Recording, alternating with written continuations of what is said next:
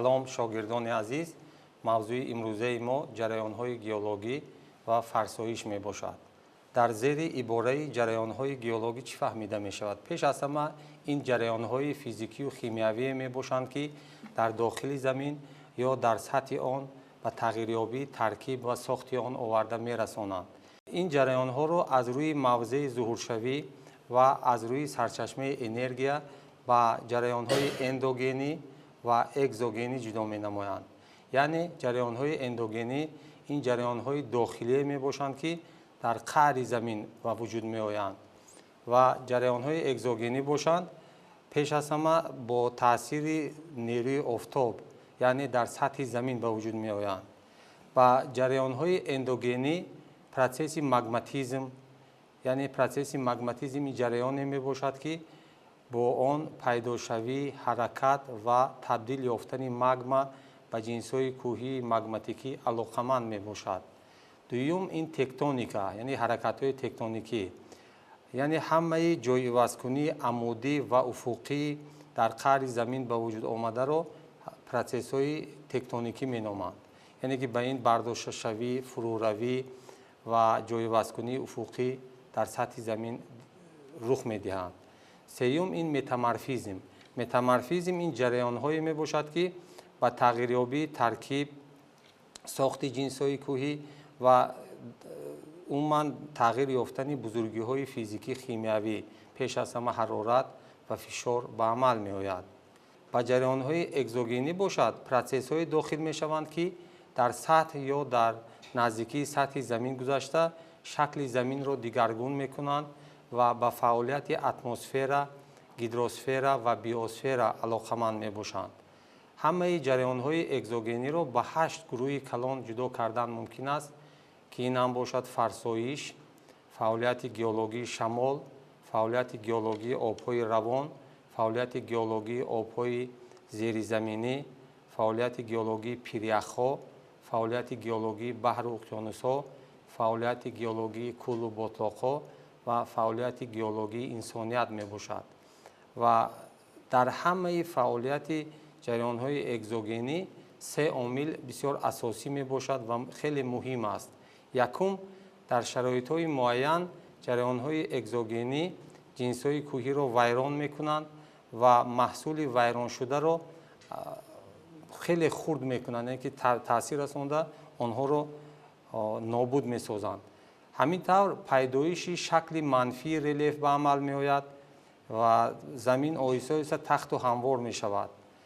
дуюм, хусусияти хоси ҷараёнҳои экзогенӣ дар он зуҳур меёбад, ки дар шароитҳои дигар онҳо корҳои созандагиро иҷро мекунанд, яъне ки маҳсули вайроншударо дар як ҷо бурда ҷамъ мекунанд, ки инро бо забони геологӣ аккумулятсия меноманд.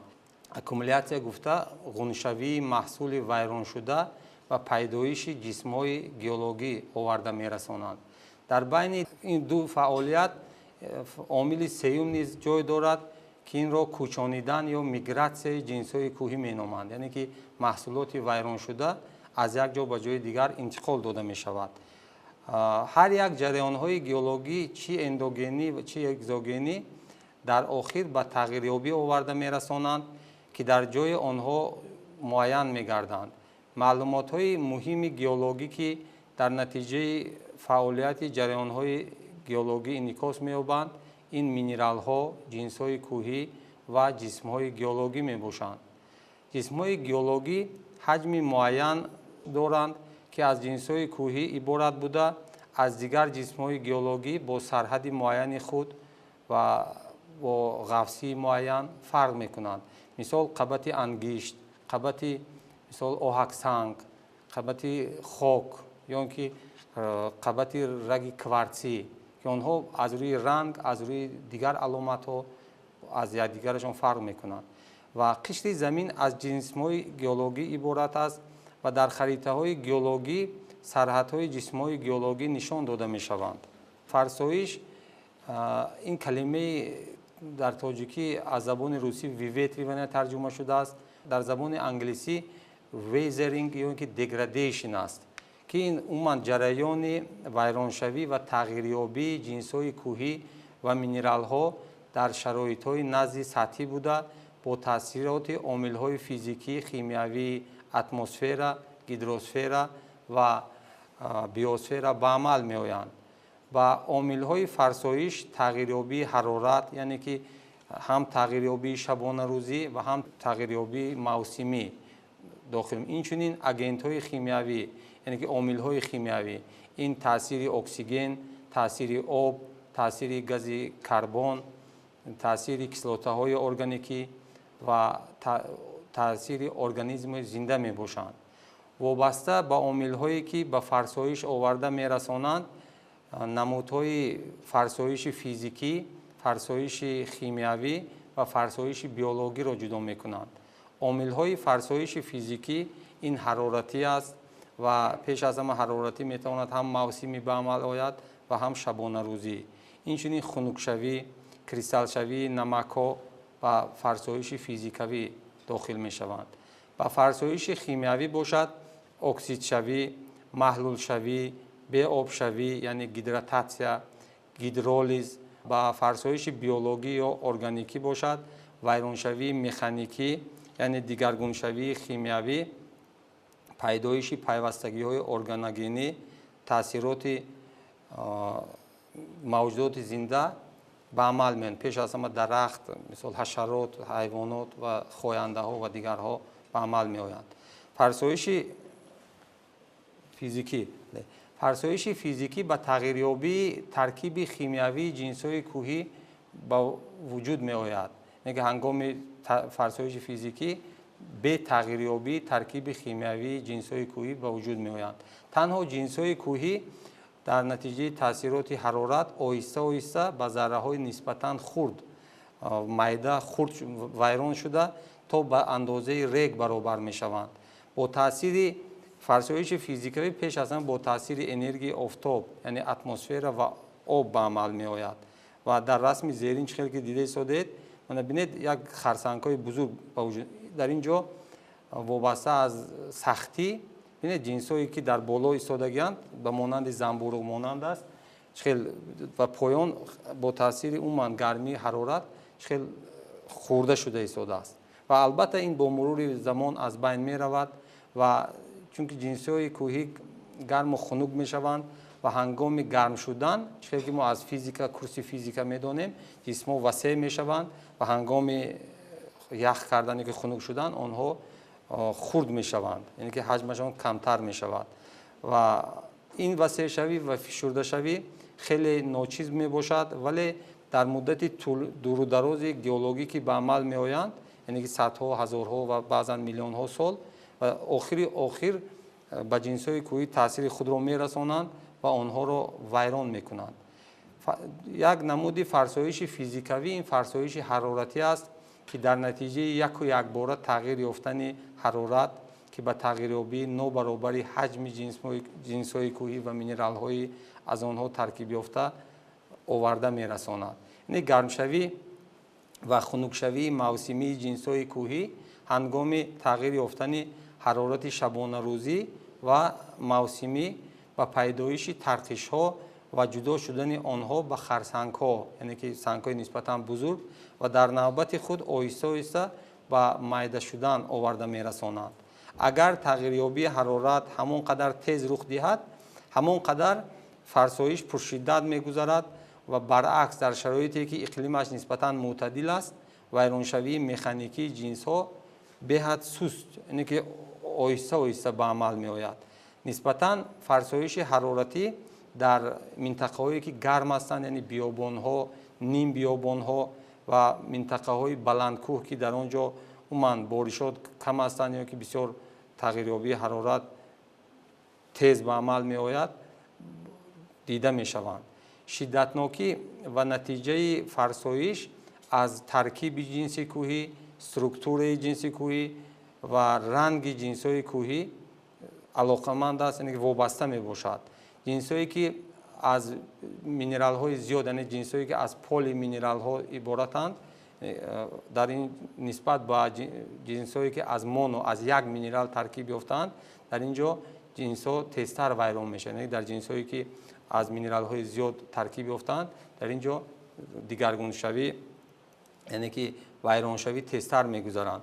ба инчунин анизотерапия, яъне гуногунии хосиятҳои физикию механикӣ ва коэффициентҳои гуногуни васеъшавии минералҳои асосии ҷинсҳосилкунанда низ таъсир мерасонанд.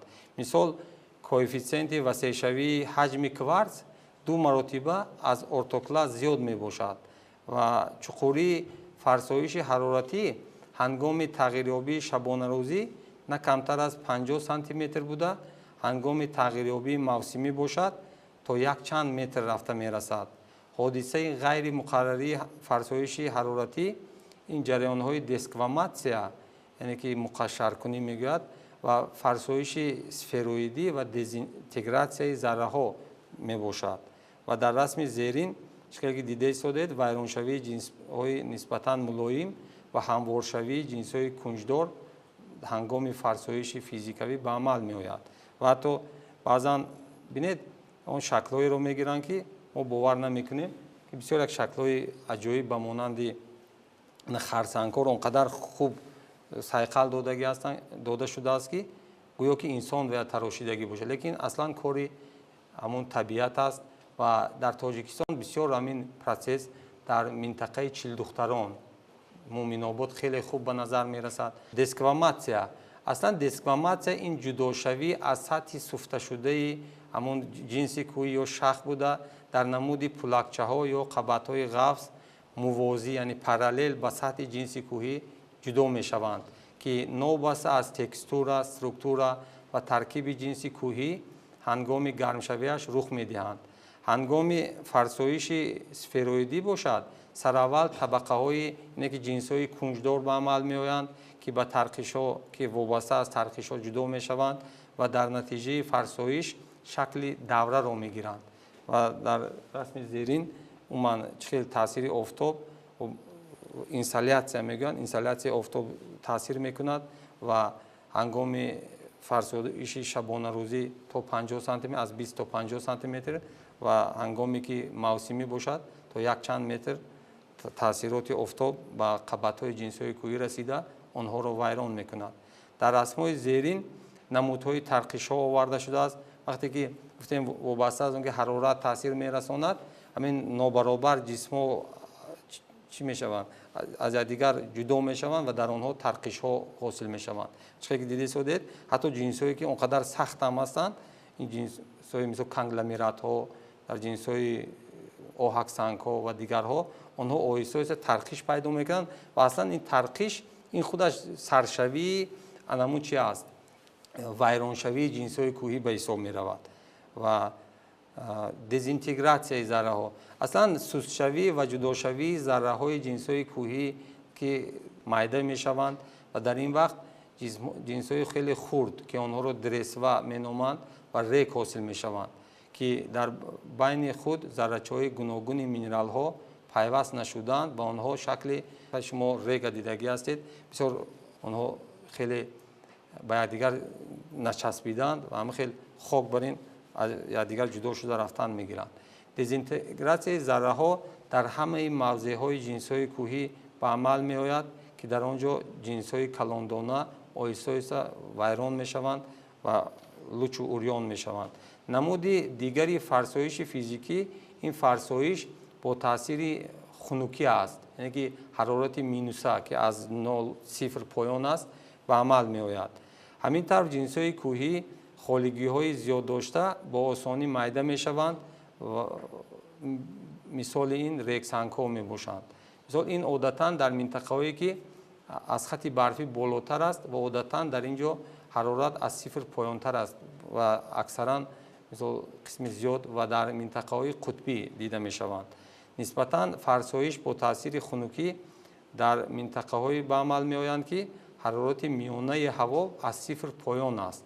ин минтақаҳо минтақаҳои тундра ва минтақаҳои кӯҳие ки дар он ҷо бисёртар ҳарорат, яъне ки аз сатҳи хати барфӣ поёнтар ҷойгир шуда. дигар намуди фарсоиши физикавӣ ин кристаллизатсияи намакҳо мебошад. ин аслан пайдоиш ва сабзиши кристаллҳо дар холигиҳо ва тарқишҳое ба амал меояд, ки мисол дар ҷое ки дар он ҷо яхҳо дида мешаванд, ظهور میکنند. محصول فرسایش فیزیکی در نتیجه یعنی فرسایش فیزیکی در سطح زمین شکسته های کنجدار حاصل می شوند که وابسته از اندازهشان آنها را به یک چند گروه ها جدا می کنند. یعنی گروه خرسنگ ها که اندازه آنها از 20 سانتی متر کلانتر است و بعضا تا 10 متر هم رفته می رسند. دوم این شغل است که اندازه شغل می تواند از 20 سانتی متر تا 1 سانتی متر را تشکیل دهد. سوم باشد این درسوه، یعنی ذره‌های کنجدار می باشند که از 1 تا 0.2 سانتی متر می باشند.